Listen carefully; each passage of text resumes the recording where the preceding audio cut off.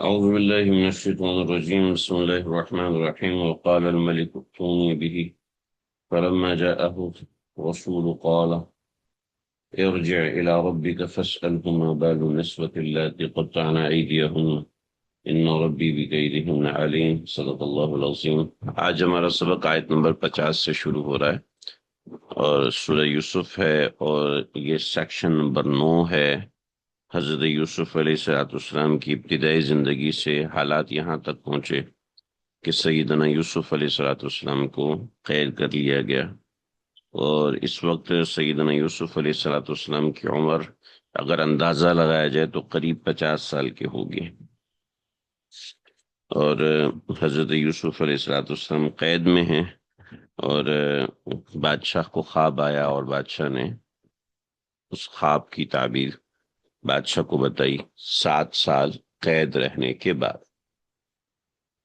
جب تعبیر بتائی تو اس نے تعبیر سے بادشاہ کو سمجھ میں آ گیا کہ یہ شخص واقعی اس کے اندر کوئی حکمت ہے، کوئی طاقت ہے، کوئی علم ہے، کوئی دانائی ہے، کہ جو قدردان لوگ ہوتے ہیں وہ بہت کم ہوتے ہیں. جی بہت سے لوگ تو ایسے ہوتے ہیں جو کہ نفع والی چیز سے نفع بھی نہیں اٹھاتے، نفع والی چیز سے نفع بھی نہیں اٹھاتے. جو شیلے قسم کے لوگ ہوتے ہیں وقتی طور پر بہت زیادہ شوق، ولولہ، محبت، اثار اور سب کا اظہار کرتے ہیں، مگر دراصل وہ نفع بھی نہیں اٹھاتے. بہت سے لوگ ایسے ہیں جو کہ نفع اٹھاتے ہیں مگر قدر نہیں کرتے، اور پھر ان میں جو قدردان ہوتے ہیں وہ بہت کم ہوتے ہیں، بہت کم ہوتے ہیں. تو حضرت یوسف علیہ السلام کو بالآخر یہاں پر کوئی قدردان ملنے آیا. نے کسی شخص نے آپ کی قدر کی تو وہ بادشاہ مصر تھا. میں نے آپ کو ذکر کیا کہ حضرت یوسف علیہ السلام کے ساتھ مصر میں بہت سے لوگ تھے، مگر حضرت یوسف علیہ السلام کے جو معاملات ہیں ان میں دو لوگ سامنے سر فہرست ہیں. ایک آپ کو نام یاد رہنے چاہیے، ایک قطفیر یا اتفیر یا پوتیفار. ٹھیک ہے، یہ ایک شخص ہے، یہ تھا وزیر خزانہ. ٹھیک. اور دوسرا بادشاہ مصر. بادشاہ مصر تورات میں اس کو فرعون لکھا ہے کہ فراعنہ کی حکومت تھی. میں ابھی اس کے اوپر تفصیلی کام کر نہیں سکا. انشاءاللہ پیر کے دن جو ہمارا سبق ہوگا اس کے اندر میں کوشش کروں گا اس کو ذکر کر دوں. تو بقول تورات کے یہ فرعون ہے. اچھا، ہمارے مولانا حفظ الرحمان سہروی صاحب نے بھی ایسے ہی کچھ لکھا ہے، اور مودودی صاحب کی بھی اس کے حوالے سے ایک بڑی وزنی رائے ہے.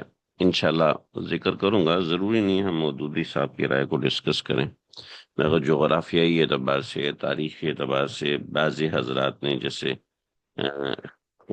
علامہ خلیل الدین شوقی جو اطلس کے مصنف ہیں، جتنی بھی اطلس لکھی ہیں ان کی ہیں، تو حضرت نے ان کی رائے کو بعض مقامات پر بڑی اہمیت دی ہے.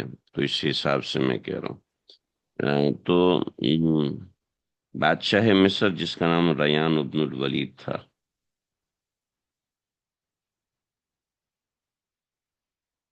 اس کے اندر میں نے ریان ابن ولید کے حوالے سے میں نے تفسیر نصفی،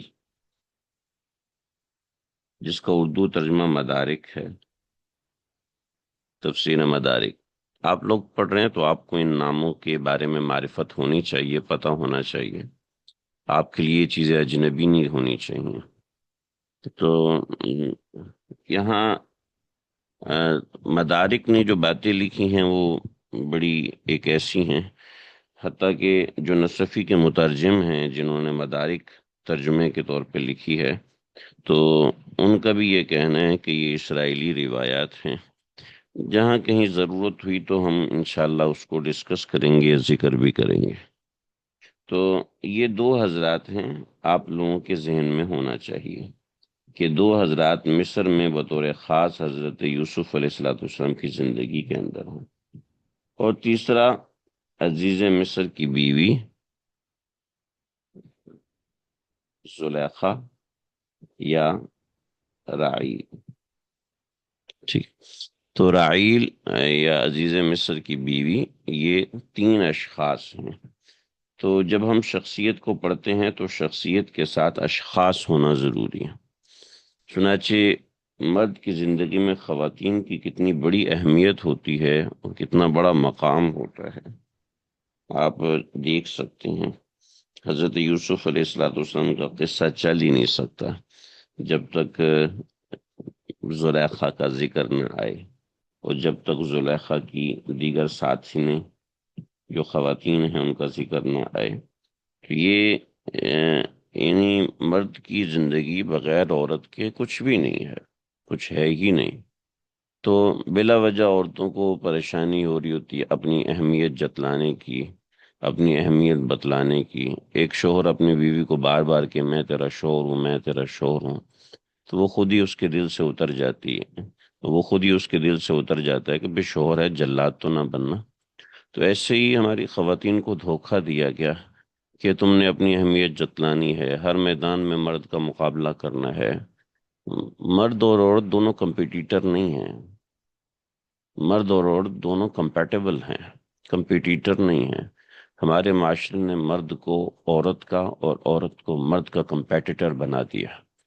بیٹی بھائی سے، بیٹی باپ سے کمپیٹیٹ کر رہی ہے، بیوی شوہر سے کمپیٹیٹ کر رہی ہے، ماں بیٹے سے کمپیٹیٹ کر رہی ہے۔ ارے یہ کوئی کمپٹیشن ہے؟ اس کو کمپٹیشن کہتے ہیں؟ یہ کیا ہے؟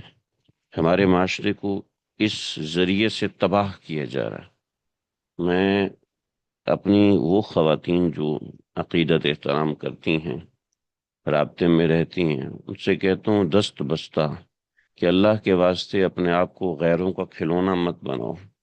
آپ بہت اونچی شخصیت ہیں، آپ کی اوقات نہیں ہے آپ کسی سویپر سے بات کریں، آپ کی اوقات نہیں ہے کہ آپ کسی تھرڈ کلاس سے بات کریں۔ بادشاہ جو ہے وہ بڑوں سے باتیں کرتے ہوتے ہیں، عورت جناب فلاں کا بھی مقابلہ کرے، دماغ کا بھی مقابلہ کرے۔ یہ کیا ہے؟ عورتوں کو مردوں سے کشتیاں لڑائی جا رہی ہیں، عورتوں کو مردوں کے ساتھ کرکٹ کھلایا جا رہا ہے، عورتوں کو مردوں جی تم کسی سے کم نہیں ہو۔ تم کیا مطلب ہے کم نہیں ہو بھائی؟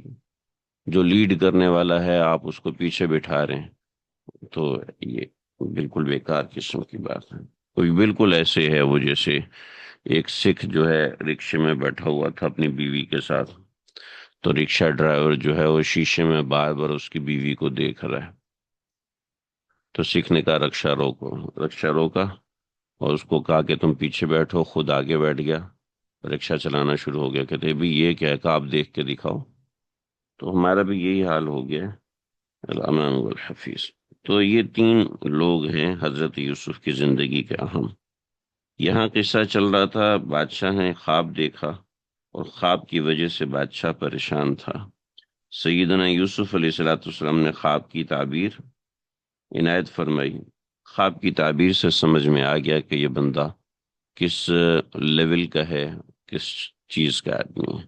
چنانچہ بادشاہ وقت نے حضرت یوسف علیہ الصلوۃ والسلام کے بارے میں فرمایا، وقال الملک، بادشاہ نے کہا، ائتونی بھی، اس کو لے کر آؤ، ائتونی لے کر آؤ بھی، ان کو میرے ساتھ، تو ائتونی بھی، ان کو میرے پاس لے کر آؤ۔ چنانچہ فلما جاءہ الرسول، جب قاصد آیا ان کے پاس، تو قالا، تو انہوں نے حضرت یوسف علیہ الصلوۃ والسلام نے فرمایا، ارجع، واپس لوٹ جائیے، الی ربک، اپنے بادشاہ کی طرف، فاسألہ، اور ان سے سوال کیجئے، ما بال النسوتی، ان عورتوں کا کیا معاملہ ہوا، اللتی قطعن ایدیہن، جنہوں نے اپنے ہاتھوں کو کاٹ لیا تھا۔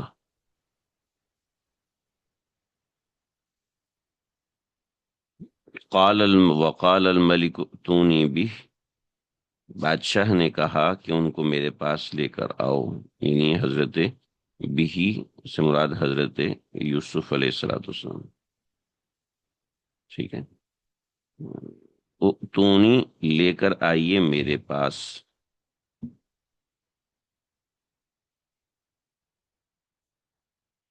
ٹھیک ہے، بہی ان کو یعنی حضرت کو، فلما جاءہ الرسول، پس جب ان کے پاس یعنی حضرت یوسف علیہ الصلوۃ والسلام کے پاس قاصد آیا، میسنجر آیا کہ آپ چلیے بادشاہ آپ کو یاد کرتے ہیں، تو قال، تب حضرت یوسف علیہ الصلوۃ والسلام نے فرمایا، ارجع الی ربک، واپس جائیے اپنے بادشاہ کے پاس، فاسألہ، اور ان سے سوال کیجئے، ما بالو، ما بالو، ما بال، ما بال عربی کا ایک محاورہ ہے، اس کا مطلب ہے کیا ہوا، یعنی کیا حال ہوا، کیا مسئلہ ہوا،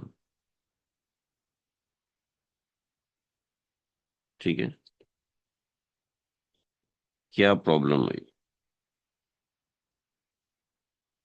کیا سلوشن ہوا، اس سب کے لیے ما بالو کا کا لفظ استعمال ہوتا ہے۔ ما بال النسوہ، ان عورتوں کا کیا ہوا، اللاتی، جو عورتیں قطعن ایدیہن، جنہوں نے اپنے ہاتھ کاٹ دیے تھے۔ بات سمجھ میں آ گئی، آگے بڑھیں۔ تو لفظ ما بالو یہ آپ کے ذہن میں رہنا چاہیے کہ اس کا کیا مطلب ہوا، ٹھیک ہے جی، سمجھ میں آئے گی بات۔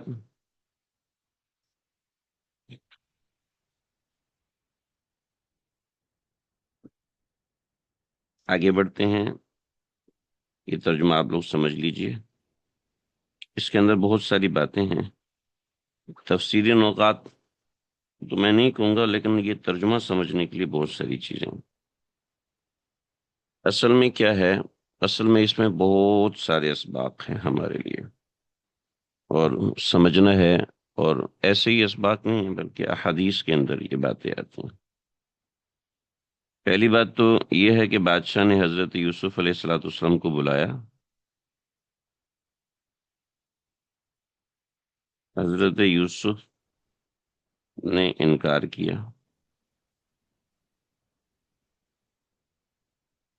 اور وضاحت مانگی تاکہ صفائی دی جا سکے۔ یہ ایک بات ہے، یہ پہلی بات ہے جو آج ہم سمجھیں گے۔ سیدنا یوسف علیہ الصلوۃ والسلام کو بادشاہ نے بلایا، ان کے اقبال کے لیے، احترام کے لیے، عزت کے لیے، قید سے خلاصی کے لیے، مگر حضرت یوسف علیہ الصلوۃ والسلام نے قید سے خلاصی کو انکار کر دیا۔ چنانچہ پہلے اپنی صفائی پیش کی کہ میری ذات کلیئر ہو جائے، میری ذات کلیئر ہو جائے، تاکہ میں باہر آؤں تو کل کسی کو تہمت لگانے کا موقع نہ ملے۔ چنانچہ حضرت یوسف علیہ الصلوۃ والسلام نے اپنی صفائی پیش کرنا ضروری سمجھا کہ کل کو میں باہر جاؤں گا تو میرے اوپر تہمت لگائی جائے گی۔ چنانچہ جہاں کہیں ایسا معاملہ ہو کہ آپ باہر جائیں گے اور آپ کے اوپر تہمتیں لگیں گی اور آپ کے پاس موقع ہو تو اپنی صفائی ضرور دے دینی چاہیے۔ ہمارے آج کے زمانے میں تو لوگ صفائی مانگتے ہی نہیں ہیں، وہ پہلے ہی آپ کو مجرم بنا کے بیٹھے ہوتے ہیں، اور اس زمانے میں بھی یہ تھا۔ چنانچہ جہاں آپ کو موقع ملے وہاں پر آپ صفائی ضرور پیش کریں، صفائی پیش کریں گے، وضاحت کریں گے، اور آپ کی بات واضح ہوگی، تبھی آپ اس موقع کو، اپرچونٹی کو لیں، اور اگر صفائی پیش نہیں کریں گے تو آپ کا نقصان ہے، لہذا وہاں صفائی ضرور دینی چاہیے۔ ایک بات سمجھ میں آ گئی جی؟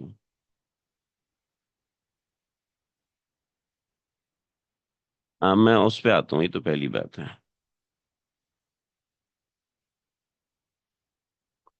چنانچہ یہ ذہن میں رہے کہ یہ سنت انبیاء ہے کہ اپنی صفائی دی جائے، ٹھیک، پہلی بات۔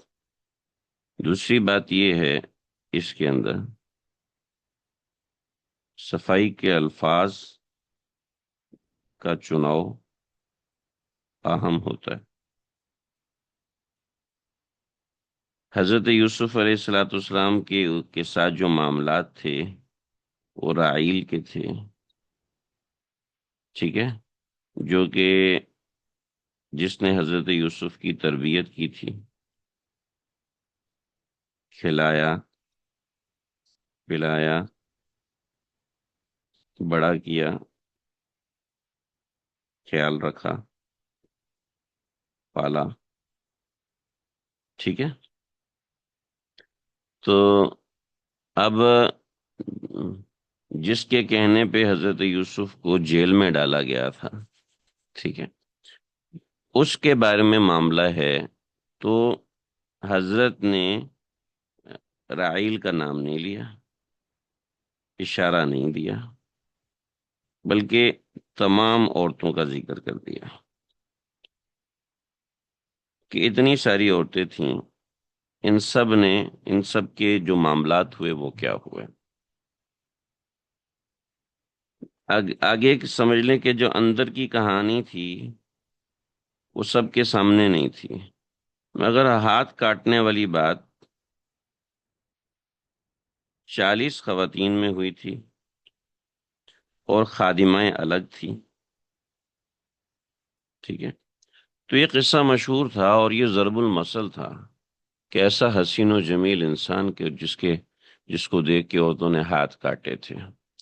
آج کل جو میڈیا ہے اور آج کل جو اس طرح کی چیزیں ہیں، وہ خبریں چٹپٹی لگاتے ہیں تاکہ لوگوں کو تشویش پیدا ہو، بس لوگوں کو تشویش پیدا ہو اور چٹپٹا پن پیدا ہو۔ حقیقت حال لوگوں کو بتانے والے بہت کم لوگ ہوتے ہیں۔ چنانچہ چٹپٹی کہانی تو سب کے سامنے تھی، مگر اس کے بیک سائڈ پہ جو حقیقت تھی وہ کسی کے سامنے نہیں تھی۔ حضرت یوسف علیہ السلام اگر صفائی پیش نہ فرماتے تو لوگوں کے سامنے وہ سٹوری رہنی تھی، کیونکہ بعد میں حضرت یوسف پاور میں آ جاتے تو لوگ کہتے کہ پاور میں آ کے تو کوئی بھی کچھ بھی کہانی بنا سکتا ہے، گھڑ سکتا ہے، اپنے ماتحتوں کو کچھ بھی کہہ سکتا ہے۔ تو پاور میں آنے سے پہلے حضرت یوسف علیہ السلام نے چاہا کہ اس کی وضاحت ہو جائے، اور دوسرا یہ ہے کہ وہ اندر کی کہانی لوگوں کے سامنے آ جائے، جس سے واضح ہو کہ سیدنا یوسف علیہ السلام پاک صاف ہیں۔ چنانچہ کہا کہ ما بال النسوۃ اللاتی قطعن ایدیہن، ان خواتین کا کیا مسئلہ ہوا کہ جنہوں نے اپنے ہاتھ کاٹے تھے، یعنی کیا اس کے بیک پہ سٹوری تھی، کہیں میں نے ان کو گمراہ کیا یا ایسا ویسا نہیں ہے، یہ بات لوگوں کے سامنے کلیئر ہو جائے۔ تیسرا، ہر بندے کا عہدہ ہوتا ہے نا، ہر بندے کا تیسری بات نہیں، ہر بندے کا عہدہ ہوتا ہے، تو اپنے عہدے کا دھیان رکھنا اس کو ضروری ہوتا ہے۔ حضرت یوسف پیغمبر تھے، اور پیغمبر کا کردار، مبلغ کا کردار صاف ہونا چاہیے۔ شیطان کے پاس سب سے بڑا حملہ یہی ہوتا ہے کہ وہ مبلغ کے کردار کو مشکوک کر دیتے ہیں۔ جب مبلغ کے کردار کو مشکوک کر دیتے ہیں تو بڑا مسئلہ ہو جاتا ہے۔ آج تک روتا ہوں اور مرتے دم تک اس بات پہ افسوس کرتا رہوں گا، روتا رہوں گا۔ رونے کے الفاظ بہت چھوٹے ہیں، مجھے لگتا ہے کہ بناوٹی قسم کے الفاظ میں بول دیتا ہوں رونے کے، شاید اس کے اوپر کوئی اتنا بڑا لفظ ہونا چاہیے کہ جو دل کی ترجمانی کر سکے۔ ہمارے اکابر مشائخ میں بہت بڑے بزرگ گزرے، اور اللہ نے ان کو بہت چیزوں سے نوازا تھا، اور سبحان اللہ کیا ہی ان کی شخصیت تھی۔ میں ان کے پاس جاتا آتا رہا، لیکن کسی نے مجھے بدگمان کر دیا ان کے بارے میں۔ کیا بدگمان کیا؟ بس دو لفظ بول کے، ارے چھوڑو یار، متکبر آدمی ہے، متکبر آدمی ہے، اور غلط نظریات ہیں۔ اب وہ غلط نظریات کیا ہیں؟ آئی ڈونٹ نو، اس وقت ان کو بھی نہیں پتا، بس میں نے فلاں فلاں سے سنا، کان بھر دیے۔ ان کی خدمت میں حاضر ہونے کے بعد بھی ان کی قدر نہ کی۔ جب وہ دنیا سے چلے گئے، اس کے کچھ وقت کے بعد پتا چلا کہ اف اللہ کتنی بڑی شخصیت ہے۔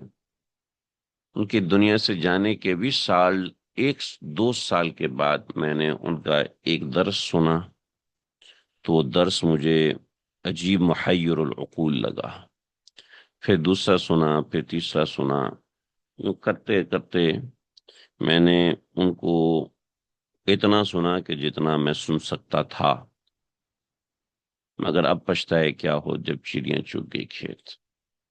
اللہ نے ان کو وہ جاہو جلال دیا تھا، مگر ضائع کر دیا، ضائع کر دیا ایک بدگمانی نے۔ اکابر مشائخ کے بارے میں، کسی اللہ والے کے بارے میں دل میں بدگمانی پیدا کر دو، بس کام ختم۔ چنانچہ حضرت یوسف علیہ الصلاۃ والسلام کے لیے ضروری تھا کہ اس بدگمانی کو دھوتے، اس بدگمانی کو ختم کرتے۔ چنانچہ حضرت نے وہ چیز ختم فرمائی، اور پھر کن الفاظ سے ختم فرمائی کہ اپنی مالکن، اپنی محسنہ کے اوپر کوئی نقصان نہ پہنچے۔ چنانچہ ہمیں سبق مل گیا کہ اگر کسی شخص نے آپ کے اوپر کوئی احسان کیا، اگر میں بتا رہا ہوں کہ میں اس کے اوپر آ رہا ہوں، کسی نے آپ کے اوپر احسان کیا ہے، تو آپ اس احسان کو مت بھولیں، آپ اس کے اس احسان کو ہمیشہ یاد رکھیے۔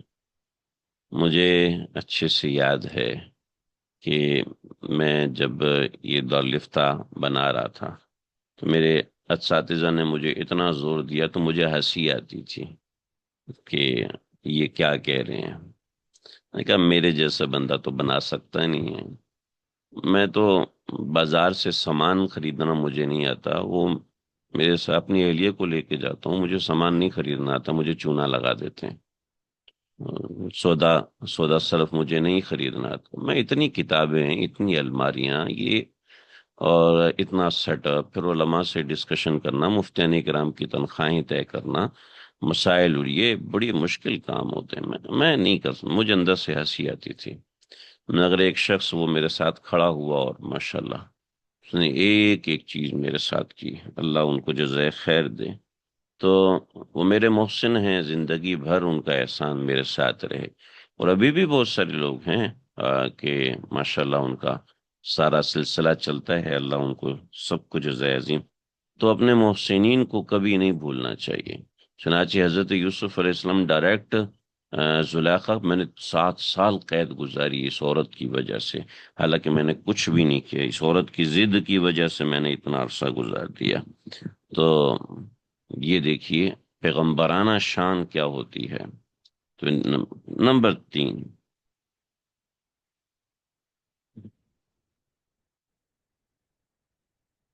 ایک منٹ رکے، لا الہ الا- تو یہ دو باتیں ہوگی۔ تیسری بات کی دو باتیں ہیں۔ پہلی بات، حضرت کا یہ عمل درست تھا، حضرت کا یہ عمل امت کے لیے پیغام تھا۔ اس کے لیے سن لیجئے، نبی علیہ الصلوۃ والسلام نے فرمایا، سیدنا ابو ہریرہ رضی اللہ تعالیٰ عنہ سے روایت ہے کہ آ، آ، اللہ رحم کرے میرے بھائی یوسف علیہ السلام پر، اگر میں اس کی جگہ ہوتا تو میں فوراً بادشاہ کی بات کو مانتا اور آ جاتا۔ یہاں درمیان میں ایک سوال آتا ہے کہ کیا حضرت یوسف علیہ الصلوۃ والسلام نے یہ عمل اپنی مرضی سے کیا تھا یا وحی الہی تھی؟ تو یاد رکھیے یہ کوئی سوال نہیں ہے، یہ کوئی سوال نہیں ہے۔ پیغمبر کے بارے میں یہ سوال کوئی سوال نہیں ہے۔ جب بھی آپ کے ذہن میں یہ سوال آئے تو فوراً اللہ سے معافی مانگیں۔ ایسا نہیں کہ آپ نے غلط سوال کیا، میں یہ کہہ رہا ہوں کہ ایسا سوال ذہن میں آنا ہی نہیں چاہیے۔ پیغمبر کی ذات ہے، میں اور آپ نہیں ہیں جی۔ پیغمبر کی ذات کے حوالے سے کبھی یہ سوچ بننی ہی نہیں چاہیے کہ پیغمبر خدا کوئی بھی کام اپنی سوچ سے کرتا ہے۔ پیغمبر خدا ہر کام اللہ کی مرضی سے کرتا ہے۔ اگر وہ پیغمبر ہے تو ہر کام وہ اللہ کی مرضی سے کرتا ہے، کوئی کام وہ اپنی مرضی سے نہیں کرتا۔ اس کا ہر کام اللہ کی مرضی سے ہوتا ہے۔ کیا ہو گیا یہ؟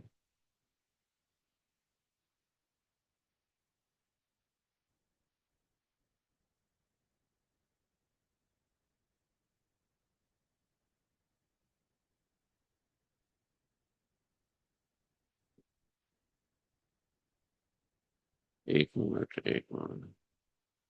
تو پیغمبر کا ہر کام اللہ کی مرضی سے ہوتا ہے، کوئی بھی کام اپنی مرضی سے نہیں ہوتا۔ ٹھیک ہے جی؟ تو یہ بات ذہن میں پکی کر لیں، جما لیں، بسا لیں کہ پیغمبر کبھی بھی کوئی کام اپنی مرضی سے نہیں کرتا۔ ایون یہ کہ اگر وہ کلام بھی کرتا ہے تو وہ اللہ کی مرضی سے کرتا ہے۔ ٹھیک ہے؟ وہ کوئی بات کرتا ہے تو وہ صرف اللہ کے حکم سے کرتا ہے۔ ٹھیک ہے؟ تو یہ تیسری بات ذہن میں بٹھا لیجیے۔ حضرت کا عمل درست تھا، امت کے لیے راہ تھا یعنی نبی علیہ الصلوۃ والسلام نے جو بات ارشاد فرمائی کہ میں حضرت یوسف کی جگہ ہوتا تو میں فوراً قبول کرتا اور قبول کر کے قید سے باہر نکل آتا۔ اس کے اندر دو تین باتیں ہیں۔ پہلی بات یہ ہے کہ آپ صلی اللہ علیہ وسلم کا یہ فرمانا یہ حضرت یوسف علیہ الصلوۃ والسلام کی منقبت تھی۔ کوئی نبی علیہ الصلوۃ والسلام کا حضرت یوسف سے کمپیریزن نہیں ہے۔ حضرت یوسف کی منقبت مطلب ان کی شان کو بیان کرنا۔ منقبت کہتے ہیں نقابت ان کی شان کو بیان کرنا، ان کے اونچے درجے کو بیان کرنا، ان کے اونچے مقام کو بیان کرنا۔ حضرت یوسف کی منقبت تھی۔ تو یہ جو بیان ہے یہ ان کی صرف منقبت ہے، ورنہ حضرت یوسف اور رسول اللہ صلی اللہ علیہ وسلم کا کوئی کمپیریزن نہیں۔ البتہ حضرت مفتی اعظم رحمہ اللہ تعالی مفتی شفیع صاحب نے جو بات لکھی ہے وہ یہ لکھی ہے کہ اگر اس سے منقبت بھی مراد ہے تو وہ جزوی فضیلت مراد ہے، مگر اصل بات یہ ہے کہ امت کو اس میں یہ سمجھایا گیا ہے کہ اگر بادشاہ کی طرف سے خلاصی کا کوئی راستہ ملے تو فوراً لے لو، اس لیے کہ بادشاہوں کی شان الگ ہوتی ہے۔ آج کچھ ہیں تو کل وہ کچھ ہیں، آج وہ اس طرح ہیں تو کل اس طرح ہوں گے۔ تو اگر بڑوں کی طرف سے کوئی ایسا ہدیہ اور تحفہ مل رہا ہے تو فوراً لے لینا چاہیے۔ اور بادشاہ بھی ملک کا بڑا تھا، اس کو فوراً لے لینا چاہیے۔ آپ صلی اللہ علیہ وسلم کی یہ حدیث بیان کر رہی ہے، خود کو مصیبت میں نہیں ڈالنا چاہیے محض اپنی صفائی کے لیے۔ باقی حضرت یوسف علیہ السلام کا یہ عمل بالکل درست اس لیے تھا کہ حضرت یوسف اللہ کے پیغمبر تھے، اور پیغمبر تو اللہ کے حکم سے ہی چلتے ہیں، وہ اللہ کے حکم سے ہی دیگر تمام معاملات کیے تھے۔ بات سمجھ میں آ گئی؟ چنانچہ یہ تین باتیں آپ مد نظر رکھیے گا، ان تین باتوں کو ذہن میں رکھنا اور یاد رکھنا بہت ضروری ہے۔ تو یہ اس آیت مبارکہ کے ساتھ ہے۔ چنانچہ جب عزیز مصر کے پاس یہ کیس آیا تو عزیز مصر اور معذرت بادشاہ وقت جو ہے وہ بہت حیران ہوئے، اور بادشاہ وقت نے ان کو بلایا اور بلا کر ان سے وہ سارا کا سارا قصہ دریافت کیا جو وہاں پر ہوا تھا۔ جی جی، وہی تو میں نے بتایا، زلیخا محسنہ تھی، اس وجہ سے اس کا نام چھپا کے رکھا۔ ایسا تفسیر نصفی میں بھی ہے، در منصور میں بھی ہے، اور بہت ساری کتابیں میں نے دیکھی ہیں، مجھے ہاں معرف القرآن کاندیلوی میں بھی ہے، اور ایسے قال ما خطبکن، عزیز مصر کی بیوی اور دیگر تمام خواتین، جو کہ 40 خواتین تھیں، یا پھر وہ 5 خواتین تھیں جو کہ بطور خاص انوائٹڈ تھیں، لیکن ظاہر یہی ہے کہ وہ 40 خواتین تھیں۔ اس کا قصہ آپ کے ذہن میں ہوگا کہ انہوں نے تنہائی میں بلا کر حضرت یوسف کو ابھارنے کی کوشش کی، اپنے ساتھ لگانے کی کوشش کی، پھر زلیخا کے ساتھ لگانے کی کوشش کی، جس کو ہم نے پڑھا تھا۔ تو جہاں پر اللہ رب العزت نے ان کو بتایا کہ بادشاہ وقت نے ان سے کہا، یہاں تفتیش حال ہے،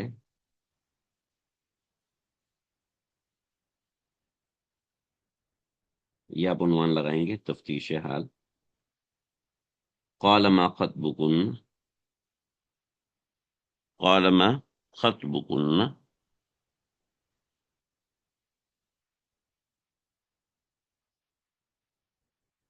خطبو کا، یہ جو خطبو کا لفظ ہے، ما خطبو کا، کیا حقیقت ہے اس بات کی؟ واٹس دا ریئلٹی بیہائنڈ، کیا ریئلٹی ہے، کیا حقیقت ہے؟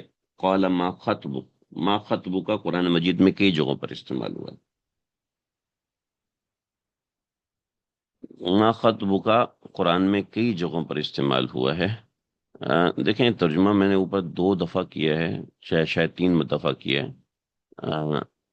اچھا، ان ربی، اچھا یہ لفظ رہ گیا، ان ربی، بے شک میرا پروردگار، بکیدہن، ان کے مکر سے، علیم، خوب واقف ہے۔ بے شک میرا پروردگار ان کے مکر سے خوب واقف ہے۔ باقی اوپر کا ترجمہ 2 دفعہ کی ریکارڈنگ آ جائے گی، اس کو دیکھ لیجیے گا۔ ہاں اگر کوئی لفظ سمجھ میں نہیں آ رہا تو اس کا دوبارہ پوچھ لیجیے آپ۔ قال ما خطبکن، کیا حقیقت ہے؟ ٹھیک ہے، تو یہ ایک سمجھ لو ایک درجے کا سلینگ ہے یا ورڈ ہے، جو کہ نارملی اس الفاظ کے لیے استعمال ہوتا ہے۔ ما خطبو کا، کیا حقیقت ہے اس واقعے کی؟ قرآن میں کئی جگہوں پر خطبو کا لفظ استعمال ہوا ہے۔ آپ جب روزانہ اگر ایک پارہ تلاوت کرتے ہیں تو آپ کو 30 دن میں یہ لفظ کئی مرتبے آپ کی نظر سے گزرتا ہوگا، کم از کم 8-10 دفعہ تو قرآن مجید میں ما خطبو کا یہ لفظ ہے، یعنی کیا حقیقت ہے۔ تو کیا حقیقت ہے اس واقعے کی؟ یعنی بادشاہ نے کہا ان خواتین کو بلا کے، یعنی انویسٹیگیشن کیا، اذ راوتن یوسف عن نفسہ، جب تم نے بہکایا تھا یوسف علیہ السلام کو۔ جب راودہ کے ساتھ عن نفسہ کا لفظ آتا ہے، اس کا صاف سا مطلب ہے بہکانا۔ عن نفسہ کا ترجمہ ہم نہیں کریں گے، کرنا ضروری نہیں ہے۔ کوئی کر بھی دے کہ ان کے نفس سے بہکایا تو اس میں کوئی ایسی بات نہیں ہے، لیکن بظاہر اس میں بات واضح ہے۔ تو اذ راوتن عن یوسف عن نفسہ، جب تم نے یوسف کو پھسلایا، قلنا، تو وہ کہنے لگی، قلنا تو وہ کہ حاشا للہ،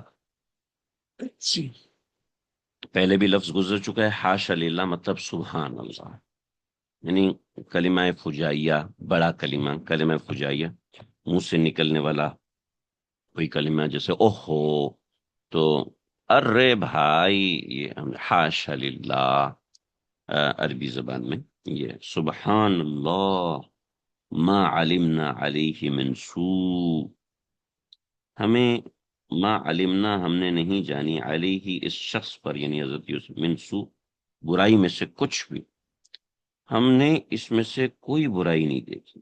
ما علمنا یہ ما ناظرنا علیہ، ہم نے اس شخص میں کوئی برائی نہیں دیکھی، ہم نے اس شخص میں سے برائی کا ذرہ بھی نہیں دیکھا۔ من سوء، برائی کا ذرہ بھی نہیں دیکھا، یعنی من کو تبعیضیہ بنایا جائے تو ہم نے اس میں کچھ بھی برائی نہیں دیکھی، برائی کا ذرہ بھی نہیں دیکھا۔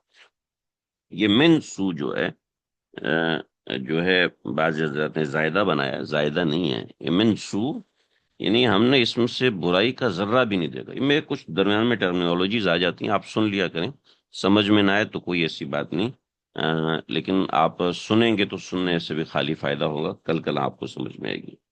قالت امرات العزیز، جب انہوں نے دیکھا کہ ساری عورتیں وہی بات کہہ رہی ہیں، تب زلیخا بولی، قالت امرات العزیزی، جو عزیز کی بیوی ہیں زلیخا ہیں، انہوں نے کہا الآن حس حس الحق، حق بات اب، الآن اب، حس حس الحق، حق بات ظاہر ہو چکی ہے۔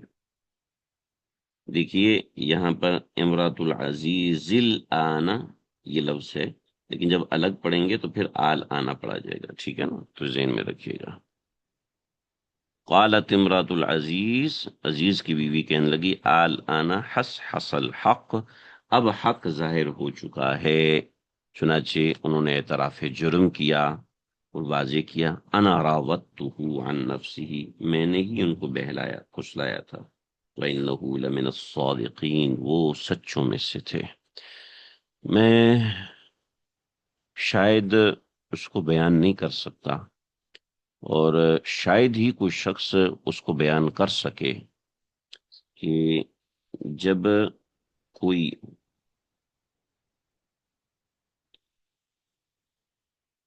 اس کی کیفیت تو ہم اللہ نے کیا، تو انشاءاللہ انشاءاللہ اللہ تعالی ہم سب کو نصیب فرمائے، چھوٹا منہ بڑی بات کہہ رہا ہوں کہ اللہ ہم سب کو نصیب فرمائے تو ہم خود حضرت یوسف علیہ الصلوۃ والسلام کے گھر جب جائیں گے اور ان کی اہلیہ سے پوچھیں گے کہ ہاں جی، کیونکہ مستدرک حاکم کی روایت کے مطابق بادشاہ نے پھر زلیخا کی کا نکاح حضرت یوسف سے کروایا تھا، کیونکہ عزیز مصر اس کے کچھ وقت کے بعد فوت ہو گئے تھے، شدید بیمار ہوئے اور پھر فوت ہو گئے، پھر حضرت یوسف کا نکاح زلیخا سے کروایا۔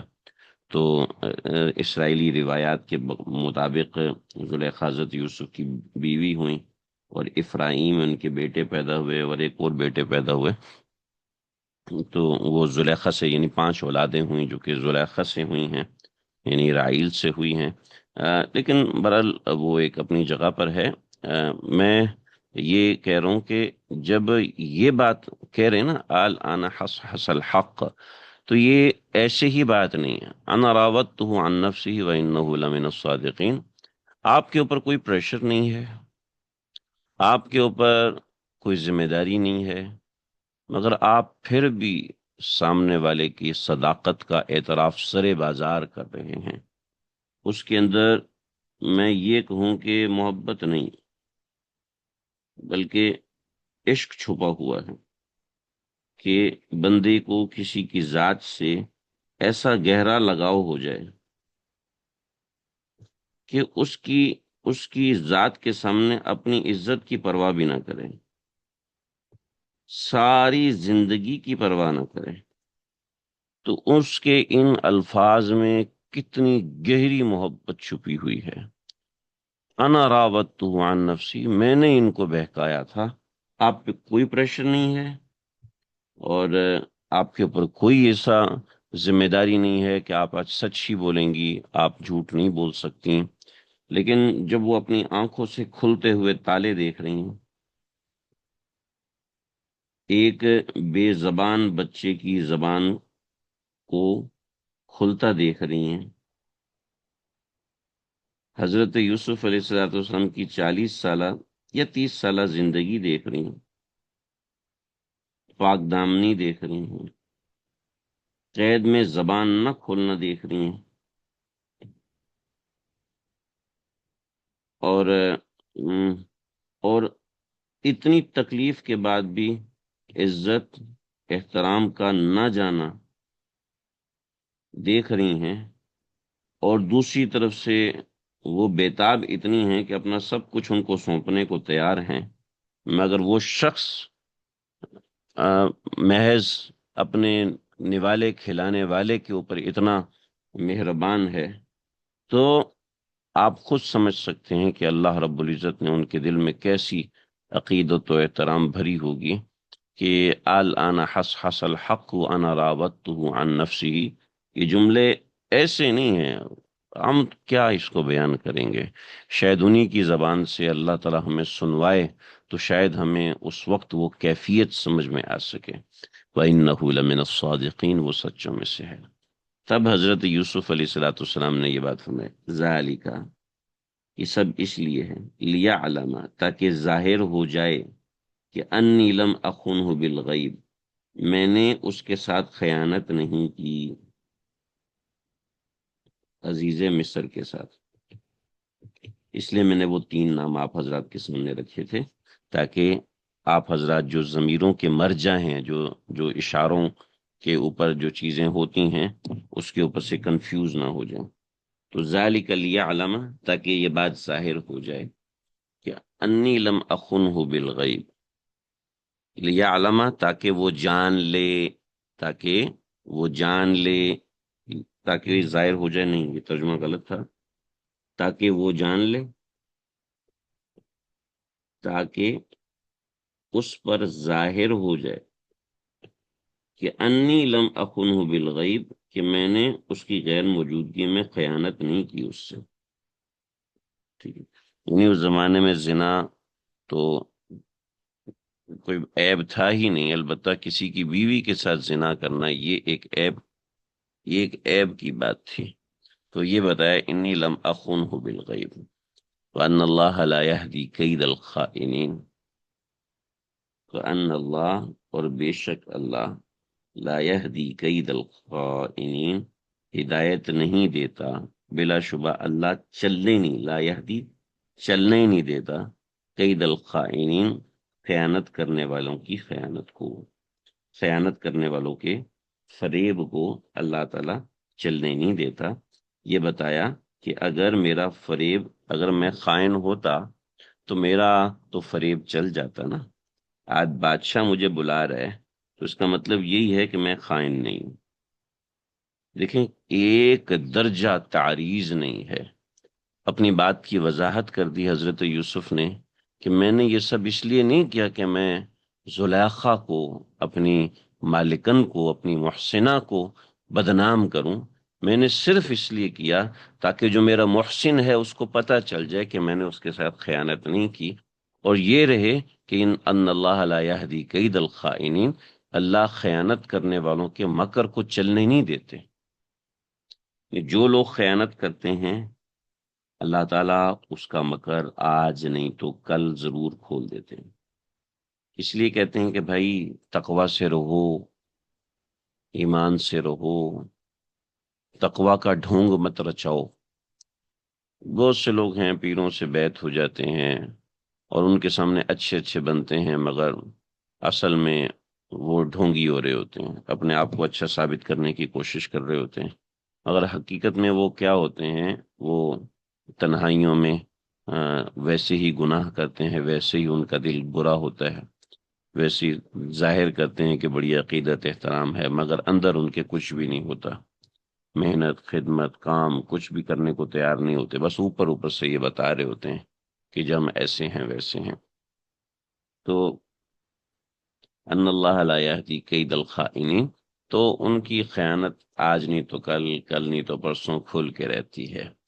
تو اس لیے کہتے ہیں کہ منافق بننا زیادہ مشکل ہے، مسلمان بننا آسان ہے۔ کہ منافق کو ہر وقت ڈر لگا رہتا ہے کہ میں کھل نہ جاؤں، وہ اپنے تھوڑے سے مزے کی خاطر ایسی چیزیں کر رہا ہوتا ہے۔ یہ اس واقعے کا سیکشن نمبر 9 ہے، اور سیکشن نمبر 9 ابھی چل رہا ہے۔ اس کے بعد حضرت یوسف علیہ السلام نے کچھ باتیں کی۔ اچھا، تفسیروں میں بڑی تفصیلی بحثیں ہیں کہ یہ کس کا قول ہے۔ میں نے جو بات آپ سے کہی ہے یہ فائنل اور آخری جمہور حضرات کے نزدیک ہے۔ بعضوں نے کہا یہ زلیخا کی بات ہے، بعضوں نے کہا نہیں فلاں کی بات ہے، لیکن یہ حضرت یوسف علیہ السلام کی بات ہے اور یہ سب اس کا ذکر ہے۔ آج کا سبق یہیں تک ہے، کوئی سوال ہو کسی کے ذہن میں تو وہ کر سکتے ہیں۔ اتنے عرصے بعد کیسے اعتراف کیا؟ آپ کے سامنے اعتراف کیا۔ حق تو ہمیشہ سے جیتا ہوا تھا جی، تو کیا اس سے یہ ظاہر ہوتا ہے کہ اتنا بڑا جرم کرنے والی بھی اتنی پکی توبہ کر سکتی ہے کہ نبی کی بیوی بن جائے؟ اللہ اکبر! بالکل ایسی بات ہے۔ اصل میں اتنا بڑا جرم سے بڑھ کر ایک نیکی اس کی تھی، اور وہ نیکی یہ تھی کہ اس نے کسی نیک انسان کے ساتھ اپنے دل کو لگایا۔ ٹھیک ہے، یہ بہت بڑی چیز ہے جی، کسی نیک انسان سے قلبی تعلق قائم کرنا۔ اول تو نیک انسان نہیں ملتے جی، دو چار پڑھے لفظ پڑھ کے مولوی بن جاتے ہیں ہم جیسے لوگ، اور لوگ نیک انسان سمجھنے لگتے ہیں۔ لیکن حقیقت میں نیک انسان جو ہوتا ہے نا، واقعی اللہ سے ڈرتا ہو، راتوں کو اٹھ کے مصلی بھگونا جانتا ہو، اللہ کے دربار میں اس کی خاص شان ہو، تو حقیقت میں کوئی نیک انسان، جب انسان اس سے قلبی طور پر تعلق رکھتا ہے تو اس کے دل کو فائدہ ہوتا ہے، اور فائدہ اس کی زندگی میں اس کو محسوس ہوتا ہے۔ اللہ ہمیں بھی ایسا بنا دے، ہم نیک لوگوں کی نقل کرنے کی کوشش کرتے ہیں، لیکن حقیقت میں جو نیک لوگ ہوتے ہیں، جب کوئی شخص اس سے محبت کر لیتا ہے نا، اس سے کوئی رشتہ بنا لیتا ہے، دل کا رشتہ بناتا ہے، تعلق کا رشتہ بناتا ہے، تعلیم کا رشتہ بناتا ہے، سیکھنے کا رشتہ، تو اللہ پھر اس بندے کو ضائع نہیں کرتے۔ میں نے کئی بار ذکر کیا، فرعون نے حضرت موسیٰ سے رشتہ نہیں بنایا،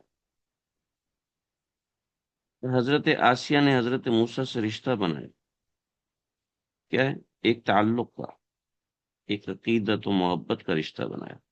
اللہ تعالیٰ نے حضرت آسیہ کو جنت میں پیغمبر صلی اللہ علیہ وسلم کی بیوی بنا دیا۔ کیا عجیب بات ہے! سبحان اللہ! کیا ایک پتھر نے حضرت موسیٰ سے رشتہ بنایا تو ان کے کپڑے اٹھا کے لے گیا، سو بھی حجر سو بھی حجر، تاکہ لوگوں کے سامنے حضرت موسیٰ کا جو لوگ حضرت موسیٰ پر تہمت لگاتے ہیں وہ تہمت ختم ہو جائے۔ اللہ رب العزت نے اس پتھر کو جنتی بنا دیا۔ ایک اونٹنی ہے قصوہ، اس نے رسول اللہ صلی اللہ علیہ وسلم سے رشتہ بنایا، حدیث میں آتا ہے جنت میں جائے گی۔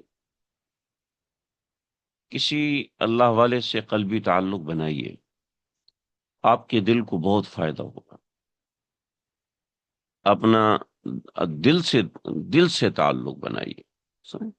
دل سے تعلق بنائیے۔ جب انسان دل سے تعلق، دیکھیے زلیخا نے حضرت یوسف کو بہکانے کی کتنی کوشش کی، جسمانی تعلق نہیں بنا، ایک دل کا تعلق بنا۔ جب دل کا تعلق بنا تو پھر وہ چیز ہی اور ہوتی ہے۔ دل کا تعلق اور چیز ہے، جسم کا تعلق اور چیز ہے۔ تو جب انسان، اور آپ یقین کیجئے بہت سے لوگ ایسے ہیں، بہت سے لوگ ایسے ہیں کہ جو تعلق بناتے ہیں پھر بدگمان ہو جاتے ہیں۔ دل کا تعلق کا مطلب یہ ہے کہ جیسے آپ کے دل کا تعلق رسول اللہ صلی اللہ علیہ وسلم سے ہے، کیا آپ اس کو ڈیفائن کر سکتے ہیں؟ اللہ کے نبی صلی اللہ علیہ وسلم سے میرے قلب میں کتنی عقیدت احترام ہے، کیا کوئی ایسا پیمانہ ہے آپ اس کو واضح کر سکتے ہیں؟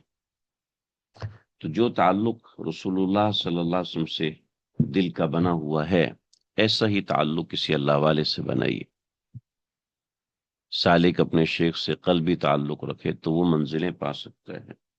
وہ منزلیں تو کیا پا سکتا ہے، وہ منازل حق کی طرف عروج کرتا ہے، اور ایسے مقام پہ پہنچتا ہے جہاں وہ سوچ بھی نہیں سکتا، عام حالات میں اس کی سوچ وہاں تک نہیں جا سکتی ہے۔ تو پھر تعلق ایسا نہ ہو کہ شیخ نے ایک دفعہ ڈانٹ دیا تو اس کو اعتراض ہونا شروع ہو گیا، شیخ نے اگر بے قصور ڈانٹ دیا تو اس کو اور اعتراض ہونا شروع ہو گیا، یہ کوئی اللہ والا ہے، یہ کوئی ایسے ہیں، یہ کوئی ویسے ہیں، کوئی اس طرح کوئی اس طرح، نہ بابا نہ۔ پھر ایسا تعلق ہونا چاہیے کہ جیسا تعلق رسول اللہ صلی اللہ علیہ وسلم سے ہو سکتا ہے۔ تو رسول اللہ صلی اللہ علیہ وسلم سے جو تعلق ہے وہ تو ناقابل بیان ہے، ناقابل ذکر ہے، ناقابل فہم ہے کہ وہ کتنا اونچا ہوتا ہے، مگر کسی اللہ والے سے، کسی شیخ سے حمزہ، حضرت حمزہ رضی اللہ تعالیٰ عنہ کا کلیجہ چبایا تھا نا ہندا نے، اللہ رب العزت نے ایمان کی دولت دے دی کہ جسم کے ایک چھوٹا سا رشتہ بن گیا تھا، ایک رشتہ بن گیا تھا کہ ان کا جو خون ہے وہ ان کے اندر چلا گیا، اللہ رب العزت نے شرف صحابیت بخشا۔ پھر زلیخا نے تو حضرت یوسف سے ٹوٹ کر محبت کی تھی، بلکہ محبت کہنا تو محبت کی توہین ہے، عشق کیا۔ چلے ایک بات سنا کے ختم کرتا ہوں، اگرچہ ہمارے سبق سے متعلق تو نہیں ہے۔ یہ جو ہم مجنوں کا قصہ سنتے ہیں، یہ لیلا مجنوں کا قصہ ہم جو سنتے ہیں، یہ اصل میں اس کا نام تھا قیس۔ حضرت عمر کے زمانے میں یہ جوان تھا اور لیلا سے اس کو محبت تھی، تو یہ قیس لیلا کے والد کے پاس آیا کہ میرا شادی کر دو۔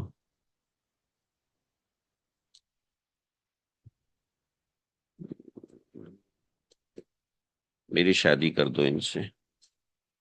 اوف، ان کے والد نے کہا نہیں میں نہیں کر سکتا، وغیرہ فلاں فلاں۔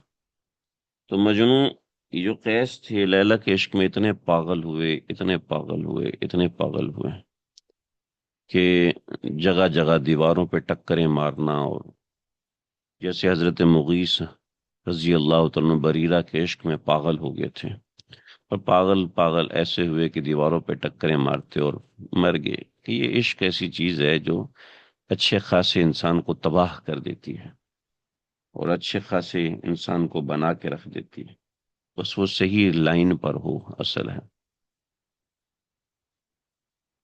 لا الہ الا اللہ۔ تو اب جو ہے حضرت عمر کے پاس اس کے والد آئے، اور والد نے کہا کہ میرا بیٹا لیلا کے لیے پاگل ہو رہا ہے، آپ اس کے والد کو بلائیں۔ تو لیلا کے والد حضرت عمر رضی اللہ عنہ کے پاس آئے، کہا کہ دیکھو کتنا خوبصورت نوجوان ہے، تیری بیٹی کے عشق میں پاگل ہو گیا، نکاح کر دو۔ تو کہنے لگے کہ حضرت آپ کیسی بات کر رہے ہیں، آپ حکم دیں نا، آپ ایسا کیسے کہہ رہے ہیں کہ نکاح کر دو، آپ حکم دیجئے۔ چنانچہ کہا کہ بیٹی کو لے کر آؤ، بیٹی کو لے کر مجنوں کو لے کر آؤ، مجنوں کو لائے۔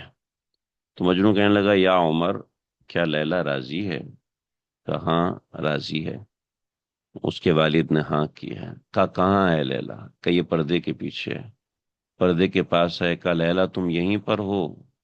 ظاہر بات ہے حضرت عمر کے سامنے وہ بول کیسے سکتی تھی، تو کہنے لگی کہ چاہے 1000 پردے ہوں، مجھے پتہ چل گیا کہ لیلا یہیں پر ہے، اور وہیں پر تڑپنا شروع ہوئے، اور تڑپ تڑپ کے وہیں پر انتقال ہو گیا، کہ وصل کے بعد بھی قرار نہیں آیا۔